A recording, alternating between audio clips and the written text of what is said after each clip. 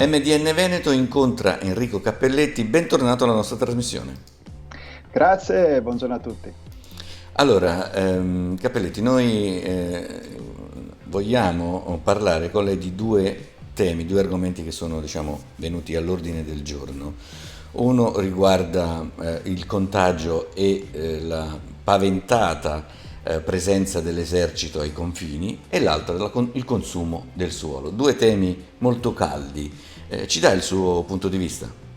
Sì, innanzitutto io capisco le preoccupazioni di un paese e dei suoi cittadini che temono una nuova insorgenza del virus dopo tutto quello che abbiamo. Nuova insorgenza, il virus ce l'abbiamo già nel nostro paese, meno incisivo rispetto ai mesi precedenti, ma è una situazione di difficoltà che rimane. Ma oltre a questa, che si aggiungano pure ipotesi di diffusione del virus da collegare a cittadini italiani che sono stati in paesi a rischio e poi rientrano senza sottoporsi ad un periodo di quarantena, oppure cittadini stranieri che vengono nel nostro paese e sono portatori magari sani senza saperlo o con sintomi del virus. Questo chiaramente è un elemento di preoccupazione. La notizia di oggi, proprio sui giornali di oggi, è che il ministro degli interni ha disposto piccola parte, insomma, dell'esercito nazionale per, da una parte, dare una mano alle verifiche perché vengano mantenuti e rispettate le norme sulle quarantene relativamente ai nuovi arrivi nel nostro paese.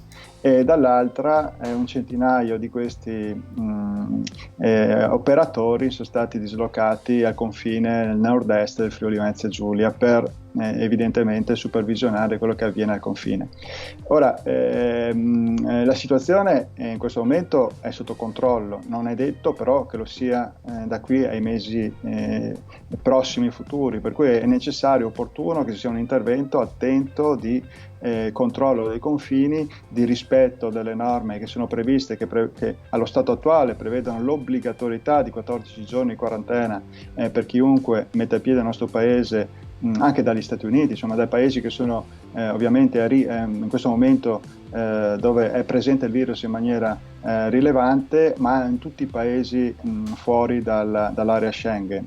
E alcuni tra questi è stato anche disposto l'interruzione dei collegamenti aerei. Detto questo, è chiaro che in questo momento si sta facendo tutto il possibile per contenere questo rischio, questo pericolo, però le ragioni vere che soggiacciono al problema dell'immigrazione, in particolar modo dell'immigrazione clandestina, risiedono su scelte sbagliate che sono state fatte negli anni passati e in qualche maniera di cui ancora adesso ne paghiamo le conseguenze. Ne cito tre brevemente. La prima si chiama Regolamento di Dublino, una disgrazia per il nostro paese, voluto e approvato dal centrodestra al governo del nostro paese, quindi anche dalla Lega. Cosa dice il Regolamento di Dublino? Dice che chiunque immigrato clandestino metta piede nel nostro paese rimane obbligatoriamente nel nostro paese, non può procedere magari per altri paesi europei dove magari vorrebbe stabilire la propria residenza per legami parentali o d'altro. Questo è chiaramente stato un regolamento adottato nell'interesse esclusivo di tutti i paesi che non sono affacciati sul Mediterraneo. L'Italia con il governo di centrodestra lo ha subito, però mi chiedo perché abbiano deciso di adottare quel regolamento andando contro tutti gli interessi del nostro paese. Il secondo punto è che devono essere stipulati dei contratti con i paesi di accoglienza, con i paesi di partenza, devono esserci degli accordi di rimpatrio. Ci sono degli accordi di rimpatrio, ad esempio attualmente con la Tunisia, dei circa 12.000 immigrati che sono arrivati nel nostro paese quest'anno, circa 5.000 sono di cittadinanza tunisina. Questo si spiega in parte perché la Tunisia in questo periodo sta affrontando una grossa difficoltà di tipo economico e quindi anche sociale. È altresì vero che la Tunisia non è reputato un paese a rischio, di conseguenza coloro che approdano al nostro paese dalla Tunisia devono essere chiaramente reinviati nel paese di origine, non essendo un paese all'interno del quale ci possono essere pericoli per la loro incolumità.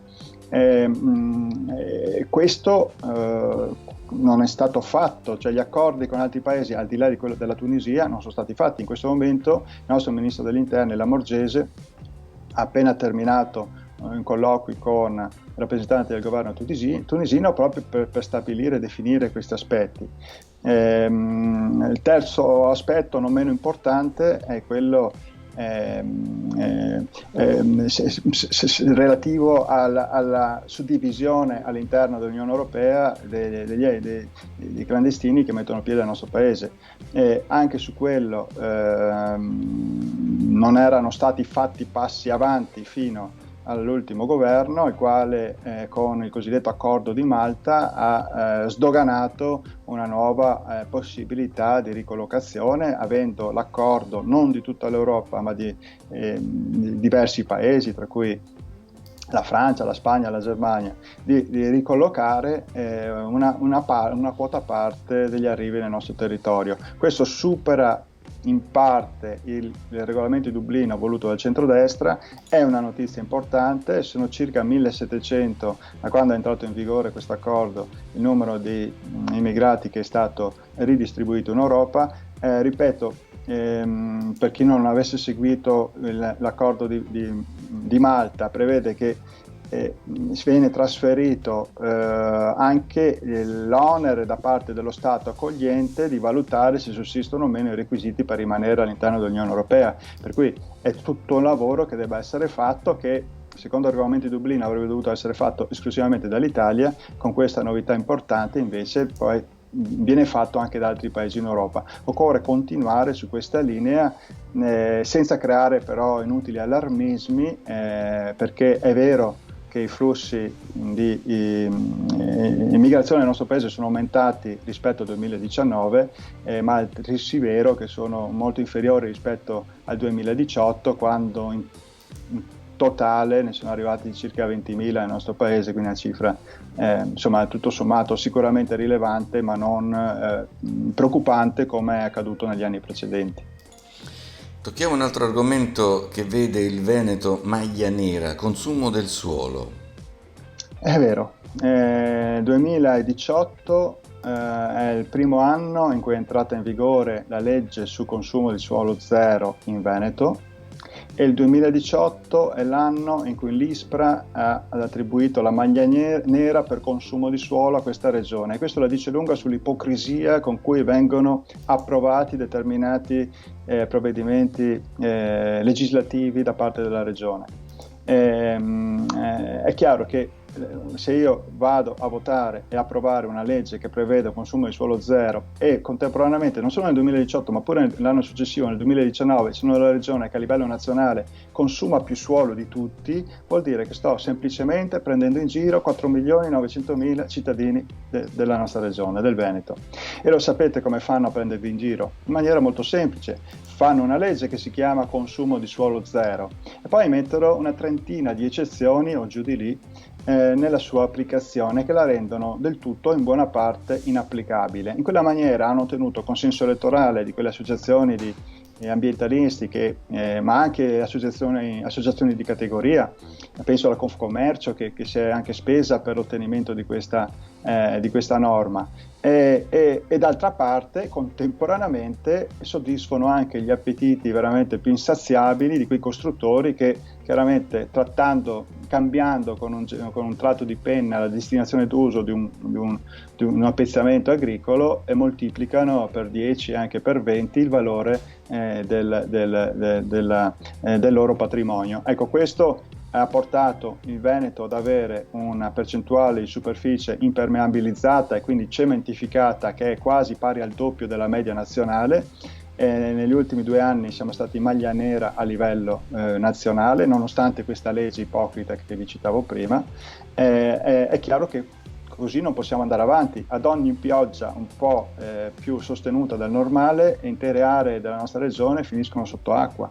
Negli ultimi 3 mesi ci sono stati 3 o 4 casi anche drammatici. È chiaro che per ciascuno di questi chiaro che le condizioni atmosferiche sono anche modificate a seguito del problema del cambiamento climatico che conosciamo bene, ma la impermeabilizzazione del suolo aggrava questi fenomeni e i danni che sono costretti a pagare i cittadini della nostra regione e gli enti che poi devono metterci una pezza in qualche maniera rispetto ai danni che vengono a realizzarsi con le alluvioni sono incommensurabili rispetto al vantaggio di qualche singolo soggetto privato che in buone relazioni probabilmente con la politica è riuscito a fare delle speculazioni.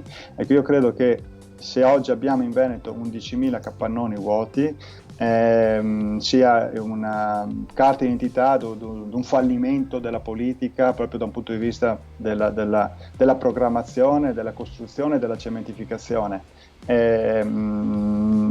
Se vogliamo che continui questa politica il 20 e 21 settembre, è chiaro quello che dobbiamo fare nel seggio elettorale. Se riteniamo invece che l'ambiente deve essere rispettato, perché dall'ambiente deriva poi anche la tutela della salute e anche della qualità della vita dei cittadini, forse una qualche riflessione alla luce di questi dati drammatici dovremmo farla.